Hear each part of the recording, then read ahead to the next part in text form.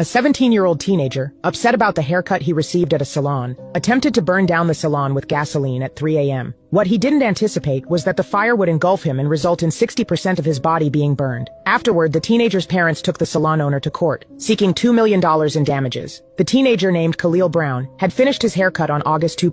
He felt that the stylist had messed up his hair and was very dissatisfied with the result. An argument ensued between him and the staff. When the salon owner, Matthew Johnson, learned about the situation, he believed Khalil was just looking for trouble and didn't pay him much attention, charging him a $25 fee instead. After leaving, Khalil's anger continued to grow. He believed that the owner had discriminated against him. That same night at 3 a.m., he shattered a window to enter the salon and poured gasoline on the floor. However, Khalil didn't realize that gasoline had splashed on him. External street surveillance cameras recorded his painful escape, as his clothes melted from the flames and stuck to his skin. He was discovered 15 minutes later and rushed to the hospital, but he was in a coma. In court, Khalil's mother argued that her 17-year-old son was still a minor, and claimed that Matthew Johnson's discrimination led to the incident. The judge determined that at 17, Khalil was capable of understanding his actions and thus should be held accountable for them, dismissing his mother's claims. As Khalil remained in the hospital's ICU, the question arose, who should be held responsible for this tragedy? Who should be held responsible?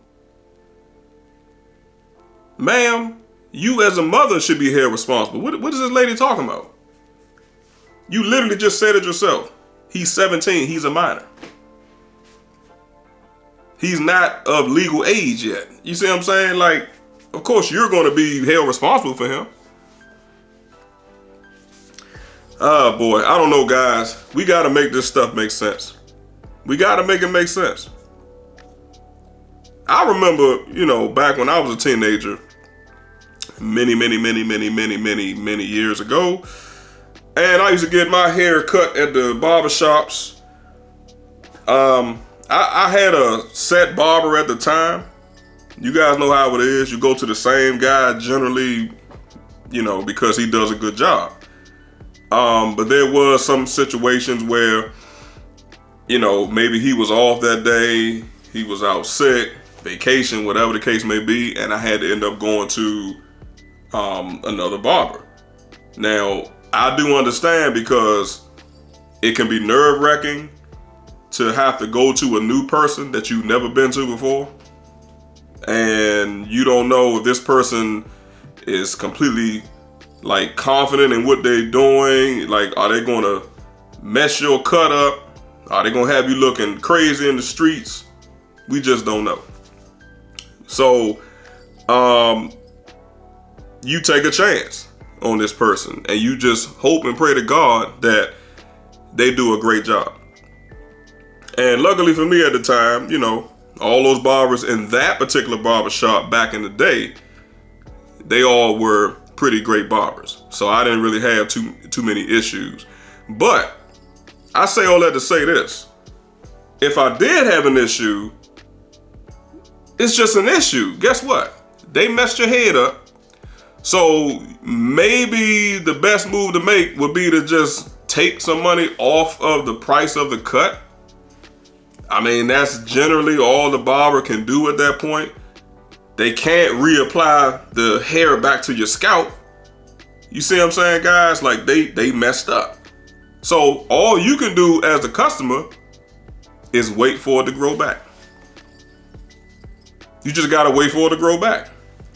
There was never a time, if I ever got a bad cut, that I got so irate and so upset to the point where I want to burn down the establishment.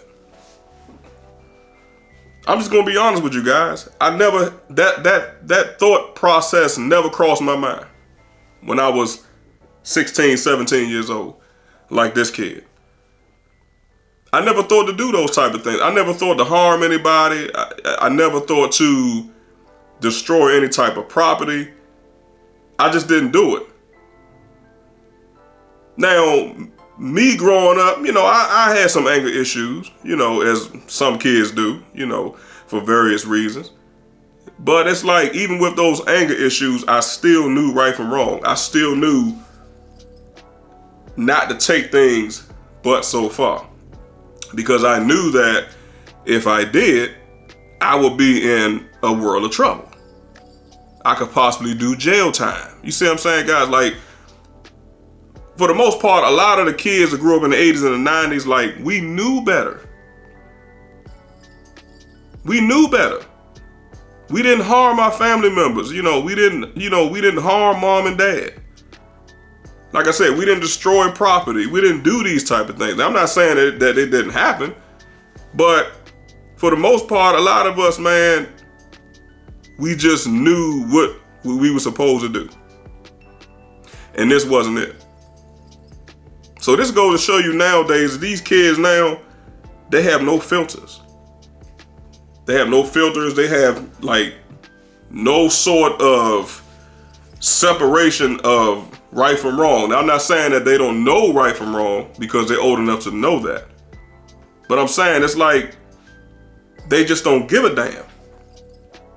These kids don't give a damn anymore. It's like, where are they getting this from? And then to add further insult to injury, now the mother wants to sue the salon for $2 million because her son got burned over a fire that he created. That's the key word, guys. He created the fire. Make it make sense. If he had never been there and had done that heinous act, he wouldn't be in that situation. He wouldn't have got burned over 60% of his body. He wouldn't be in the hospital in a coma fighting for his life. At 17 years old, he knew better. He did it to himself. He did it to himself. It's the same situation, guys, and we've all heard stories about this, where you have some little YN, he runs up in somebody's house, tries to rob the person, breaking and entering. He had no right in business to be in these people's home. He broke into the home. And then he turned around and caught a bullet. He caught a bullet, ended up getting unalive behind the situation. And then the parent of that said young man now wants to sue the homeowner for shooting that person's child. How does that make sense?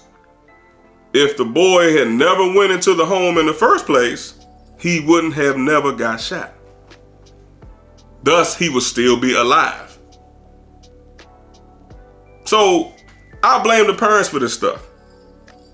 I do, guys. I blame the parents. It's these kids' upbringing, man. It's like they are exact replicas of their parents. And in my opinion, I think a lot of times this is where these kids get these attitudes from. This is where they get their thought process from. This is where they get their habits. All the stuff that you see them do, they're mimicking and copying it from somebody. And 9 times out of 10 is the people that live with them in the home, like the parents, or it could be the grandparents, it could be the aunts, the uncles. They're getting it from some family member or somebody they're hanging out with. And it's ridiculous. So in 2026, man, we just live in a time where everything is backwards. People's thought processes are backwards. People's perception of things are backwards. Nobody wants to take responsibility for not only their actions, but the actions of their child. And in the case of this mother, this proves it. So y'all let me know down below in the comment section how y'all feel about it. But yeah, she wants to sue for $2 million. I just don't see it holding up in court. I really don't. Because the actions of your child, which the court stated that he knew better, he put himself in this situation. And again, as I stated, guys, if he had never went into the salon and tried to burn it down, he wouldn't be in this situation. He did it to himself. And at the end of the day, that's what he get. All right. So like, comment, share, and subscribe. Appreciate y'all watching, man. I'll catch y'all in the very next one. All right. Peace.